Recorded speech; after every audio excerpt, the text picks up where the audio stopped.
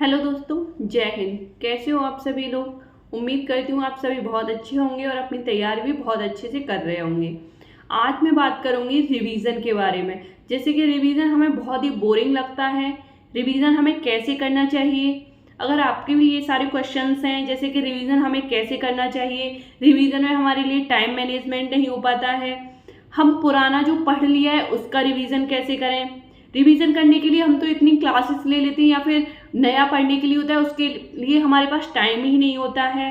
अगर आपके भी ये सारे क्वेश्चंस हैं तो हम आज इन्हीं क्वेश्चंस के बारे में देखेंगे। आप रिवीजन कैसे करते हो कि हम तो हाईलाइट कर लेते हैं, जो भी हम पढ़ते चलते हैं वो हाईलाइट कर लेते हैं। क्या ये रिवीजन है? हम तो अपनी बुक पढ़ लेते हैं। क्या ये रिवीजन है? नहीं, ये बिल्कुल भी रिवीजन नहीं है। आप रिवाइज भी बहुत करते हो, जैसे कि अपनी बुक्स भी पढ़ते रहते हो, अपने नोटबुक भी पढ़ते रहते हो, लेकिन फिर भी वो दिमाग में नहीं हो पाती। आपकी नोटबुक इतनी इतनी भर जाती हैं, क्या करें, कैसे रिवाइज करें। एक दो दिन का हो जाएगा, लेकिन वो जैसे ही टाइम उसका बढ़ता चलता है फिर वो नहीं हो पाता। तो इन्हीं सारे क्वेश्चंस के बारे में आज हम देखेंगे। अगर मैं जो आपको बता रही हूँ वो मेरा खुद का एक्सपीरियंस किया हुआ। अगर आप ये 21 दिन फॉलो करते हो तो आप अपनी स्टडी में बहुत ग्रोथ देखोगे, जो आपने कभी नहीं देखी होगी। प्लीज़ एक बार मेरे कहने से 21 दिन इसे फॉलो करके देखिए। मेरा खुद का एक्सपीरियंस किया हुआ है, वही चीज़ें मैं आपको बता रही हूँ जो मैंने खुद की हैं। आप वीडियो प्लीज़ पूरी देखना, क्योंकि आपके सेम क्वेश्चंस होते हैं जो मैं वीडियो में बता चुकी होती हूँ, और आप बार बार उन्हीं क्वेश्चंस को पूछते हो क्योंकि आप वीडियो पूरी नहीं देखते हो। अगर आप वीडियो पूरी नहीं देखोगे तो आपको उन क्वेश्चंस के आंसर कैसे मिलेंगे। तो इसलिए वीडियो पूरी देखना। हाँ, आप 1.5x की स्पीड पे करके देख सकते हो, लेकिन आपको सुनने सारे वर्ड्स हैं जो मैं बोल रही हूँ। देखने का तब फायदा है, पहले आप इसे पॉज करिए, वीडियो को पॉज करिए और एक नोटबुक और पेन लेके बैठिए और जो भी मैं बताती हूँ उसे लिखते चलिए। ऐसे आप कितनी भी वीडियो देख लीजिए, 10 वीडियो देख लीजिए यूट्यूब पे, ऐसे कुछ नहीं होगा जब तक आप उसे इम्प्लीमेंट नहीं करोगे। मैं बोल रही हूँ, आप सुन रहे हो, आप कुछ बात इसे भूल जाओगे। ऐसे देखने का कोई फायदा नहीं है। आप एक नोटबुक लीजिए, पेन लीजिए, आप जो भी मैं बोल रही हूँ उसे लिखिए, की पॉइंट्स लिखिए और फिर आप इसे फॉलो करिए, तब तो इसका कुछ फायदा है। ऐसे सुनने का इसका कोई फायदा नहीं है। सबसे पहले रिवीजन है क्या और रिवीजन हम क्यों करते हैं, इस चीज का आंसर लेते हैं कि रिवीजन क्या है और रिवीजन हमें क्यों करना चाहिए, रिवीजन हम क्यों करते हैं। अगर आपको ये लग रहा है कि हम तो बहुत सारी बुक्स पढ़ते चल रहे हैं, बहुत सारी नई चीजें पढ़ते चल रहे हैं, कुछ ना कुछ हर रोज कुछ ना कुछ पढ़ते ही हैं, तो फिर वो हर रोज कुछ ना कुछ पढ़ते ही हैं, तो वो सारी चीज़ें आपके दिमाग में फीड होती जा रही हैं। और आप, क्योंकि दिन बहुत बड़ा होता है, आप उसमें कुछ ना कुछ पढ़ते ही रहते होंगे, मुझे पता है। और अगर आप ये सोच रहे हो कि हम एग्ज़ाम से एक दिन पहले या फिर एग्ज़ाम से 4 दिन पहले या 10 दिन पहले एक पूरे का एक साथ रिवाइज कर लेंगे, अभी एक बार पढ़ लेते, तो मैं आपको बता देती हूँ, फॉरगेटिंग कर्व होता है, जो आप ध्यान से सुनिए। हम जो भी पढ़ते हैं उसका 60% हम एक ही दिन में भूल जाते हैं। हम जो भी पढ़ते हैं उसका 60% हम एक ही दिन में भूल जाते हैं। तो सोचिए आपके लिए रिवीजन कितना इम्पोर्टेंट है। रिवीजन ही सक्सेस की है और कुछ नहीं है। The more you revision the better you become. अब देखते हैं रिवीजन का मतलब क्या है। रिवीजन का मतलब होता है क्या, रिवीजन का मतलब रीडिंग होता है क्या, बुक को फिर से पढ़ना होता है। एक बार आपने अपनी नोटबुक पढ़ ली, बुक्स पढ़ ली, उन्हें फिर से पढ़ना होता है? नहीं, रिवीजन का मतलब होता है रिवीजन, फिर से चीजों को देखना, बहुत ऊपर ऊपर से देखना। ऐसे 2 टॉपिक में करके समझाऊंगी। एक होता है हमारा थ्योरी वाला सब्जेक्ट, एक होता है हमारा न्यूमेरिकल वाला, एक होता है हमारा शॉर्ट टर्म रिवीजन, एक होता है हमारा लॉन्ग टर्म रिवीजन। ओके, तो मैं पहले बताती हूँ, पहले मैं ऊपर ऊपर से थोड़ा सा मोटा मोटा सा बता देती हूँ, फिर मैं आपको एक ऐसी टेक्निक बताऊंगी कि जिससे आप रिवीजन करोगे तो आप कभी नहीं भूलोगे ना। जैसे कि आप कोई भी क्लास ले रहे हो, उसे खत्म होने के 10 मिनट बाद, क्योंकि हम जब भी कोई क्लास लेते हैं या फिर जब भी कोई चैप्टर पढ़ते हैं खुद से, तो हमें सब कुछ याद रहता है, उसका सब कुछ याद रहता है। तो आपको वो 10 मिनट बाद में, वो क्लास खत्म होने के या फिर खुद पढ़ने के 10 मिनट बाद वो पूरा खुद से देख लेना है। ओके, अगर आप कहोगे नहीं हम तो बहुत सारी क्लासेस लेते हैं, तो आपको घर पे आके 10-10 मिनट देने हैं। और जब आप नया टॉपिक पढ़ रहे हो, खुद से नया टॉपिक पढ़ रहे हो या फिर कोई क्लास के थ्रू पढ़ रहे हो, तो आपको एक बार आपने क्लास खत्म होने के बाद पढ़ लिया, एक बार आप क्लास स्टार्ट होने से पहले या फिर अपनी स्टडी स्टार्ट करने से पहले वो वाला टॉपिक 10 मिनट देख लीजिए। ये 10 मिनट आपके लिए इतने इफेक्टिव होंगे कि आप सोच भी नहीं सकते हो। ओके, और आप बोलोगे ठीक है हम इसे तो 10-10 मिनट करके देख लेंगे, लेकिन जो हम पहले पढ़ चुके हैं उसका क्या करें, उसका तो हमें मन ही नहीं करता है, क्या करें। तो फिर अभी आप फिलहाल के लिए उसे साइड में रखिए, क्योंकि हम अपने पास्ट के लिए अपने प्रेजेंट को ख़राब कर रहे हैं। जो हम आगे के 10, 20, 30, 1 महीना, 2 महीना, जितना भी टाइम है, इसमें हम इतना कवर कर सकते हैं कि आप सोच भी नहीं सकते। और इसके जो पीछे पढ़ चुके हैं उसके चक्कर में हम प्रेजेंट को अभी से पढ़ना स्टार्ट कीजिए, अभी से रिवाइज करना स्टार्ट कीजिए। जैसे मैं बता रही हूँ उसे 21 दिन तक फॉलो करिए, फिर वो आपकी हैबिट बन जाएगी। तो फिलहाल के लिए उसे छोड़ दीजिए। हाँ, लेकिन कुछ हम पीछे पढ़ चुके हैं जैसे कि वो बहुत इंपॉर्टेंट होता है, तो उसके लिए आप क्या करिए, उसके लिए 1-1 घंटे दिन में निकाल के बहुत ही डिसिप्लिन के साथ, हाँ मुझे ये टॉपिक आज करना है, ये मैं पढ़ चुका हूँ, तो उसे ऐसे धीरे धीरे करके देख लीजिए। अब होता है सबसे इंटरेस्टिंग, जो मैं खुद करती थी और ये आपको पूरे यूट्यूब पे कहीं नहीं मिलेगा। और हाँ, अगर आप यहाँ तक आ ही गए हो तो प्लीज़ वीडियो को लाइक कर देना, चैनल को सब्सक्राइब कर देना। ओके, तो ये मैं आपको ऐसा मेथड बताऊंगी, ये आपको कहीं नहीं मिलेगा। आपको क्या करना है कि आपने कोई अपना चैप्टर पढ़ लिया, फिर आपको क्या करना है, फिर वो बुक कर देनी है बंद, और फिर आपको एक्टिव रिकॉल मेथड का प्रयोग करना है। फिर आपने बुक बंद कर दी, फिर आपके आगे कोई भी इंफॉर्मेशन कुछ नहीं है, आप अपनी आंखें बंद करिए, फिर वो रिवाइज करिए। हाँ मैंने ये पढ़ा था, मैंने राज्यसभा पढ़ा है, इसमें मैंने ये टॉपिक पढ़ा है, ये टॉपिक पढ़ा है, ये पढ़ा है, ये पढ़ा है, पूरा दिमाग में, क्योंकि दिमाग पे आप जोर डालोगे। तो ऐसे करके आप एक्टिव रिकॉल मेथड का प्रयोग करिए, वो 10 मिनट। ओके, और फिर आप ये कर सकते हो। इसके अलावा आप एक और चीज़ कर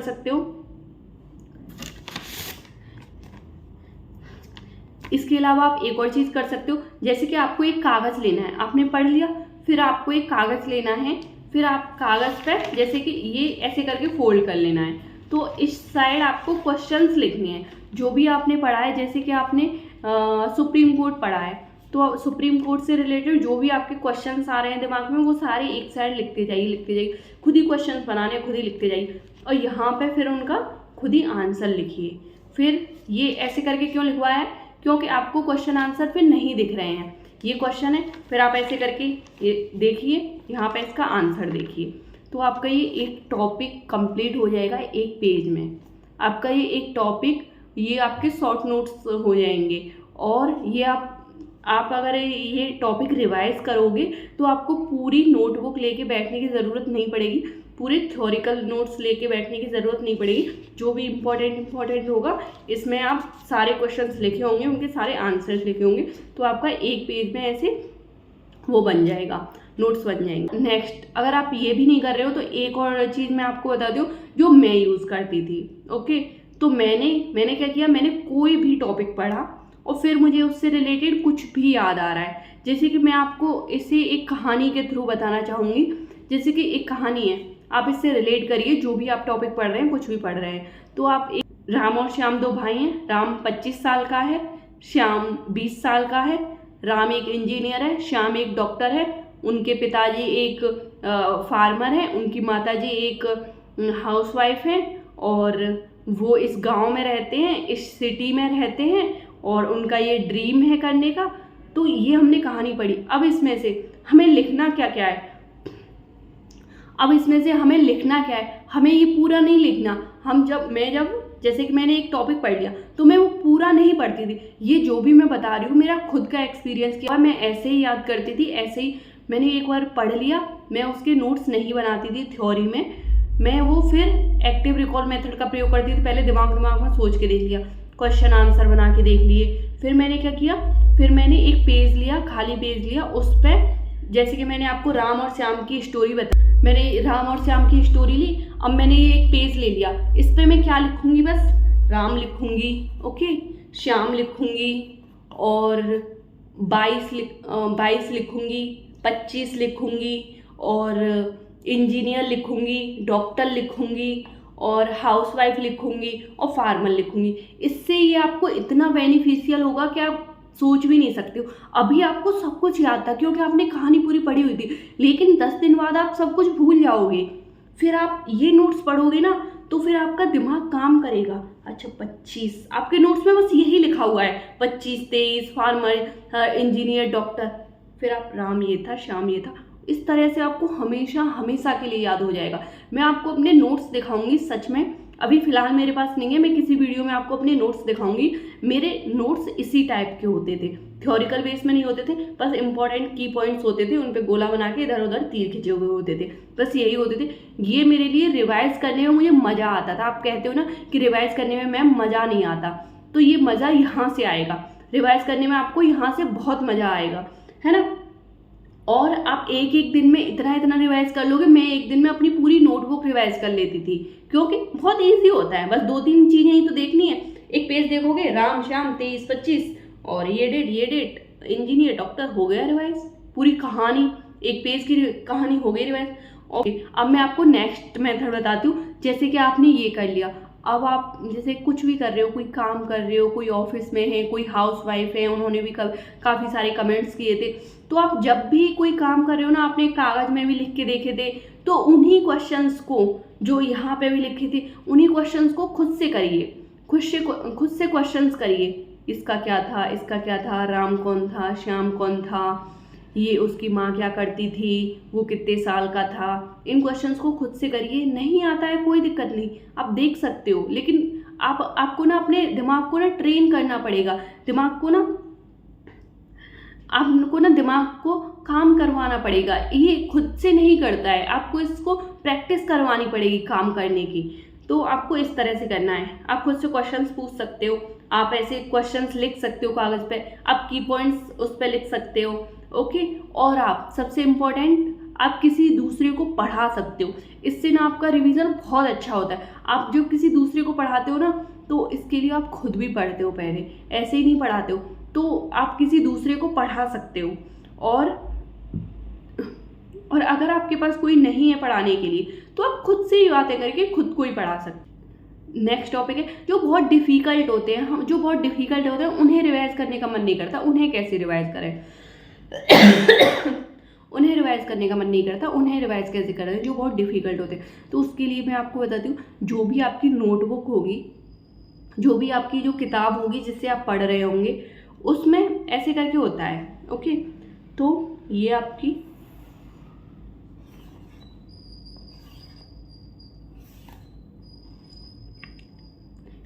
किताब होगी, आपको दिख रहा होगा, इसमें ये लिखा हुआ है। ओके, इसमें ये लिखा हुआ है, आपको ये क्वेश्चन आता है, ये क्वेश्चन आता है, ये नहीं आता है, ये नहीं आता, ये आता है, ये आता है, ये नहीं आता। तो आपको इस तरह से हर पेज में मतलब 1-2 चीज़ें मिल जाएंगी। हर पेज में 3-3, 4-4, जैसे कि 5-5 चीज़ें मिल जाएंगी। और हर पेज में 3-3, 4-4, 5-5 चीज़ें मिल जाएंगी जो आपको डिफ़िकल्ट लगती हैं। जो आप ऐसे आप जब पूरी नोटबुक उठा के देखोगे, बहुत सारे पेज हो जाएंगे, 15-20 पेज हो जाएंगे, तो हमारे पास वो चीज़ें 100-50 इस तरह से पहुंच जाएंगी। तो आपको क्या करना है, जो कॉपी का ये वाला पार्ट होता है ना, ये वाला ऊपर वाला, ये आपको दिख रहा होगा, ये यहाँ से लाइनिंग स्टार्ट होती है, ये वाला होता है। तो जो आपको नहीं आया है ना, आप उसे इसमें लिख दीजिए की पॉइंट्स में।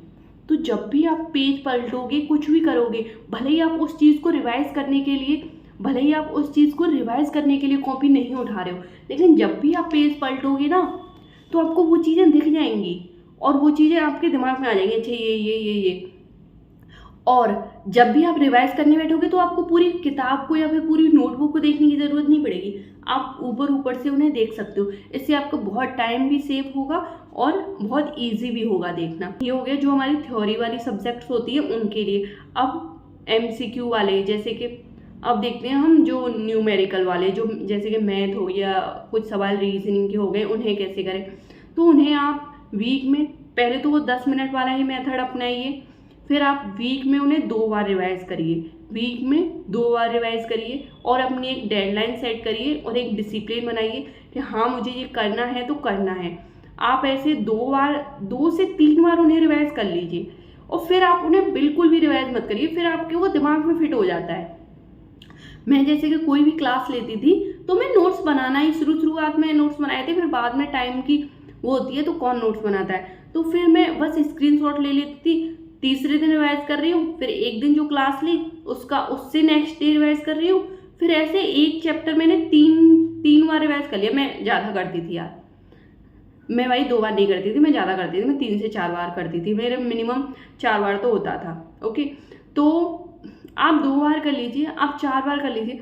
4 बार करके फिर उन क्वेश्चंस को छोड़ दीजिए। क्यों? फिर आपके मॉक टेस्ट और प्रीवियस ईयर पेपर और जो भी लगाओगे उनमें आने वाले हैं, फिर आपको जो क्वेश्चन नहीं आएगा आप अपना देख सकते हो। मैं ऐसे एक बार लगा के छोड़ देती थी। इस तरह से जो आपका न्यूमेरिकल वाले वो हो गए क्वेश्चंस हो गए, उनका रिवीजन हो गया।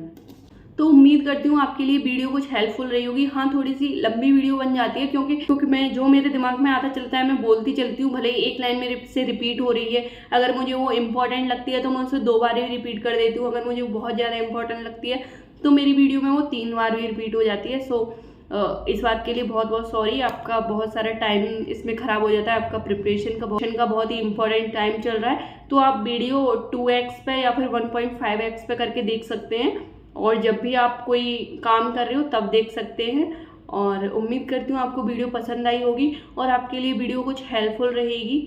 और अगर वीडियो पसंद आई हो तो वीडियो को लाइक करना, चैनल को सब्सक्राइब करना। मिलते हैं अगली वीडियो में, और ये भी बता देना कि नेक्स्ट आपको किस टॉपिक पे वीडियो चाहिए वीडियो में। Thank you.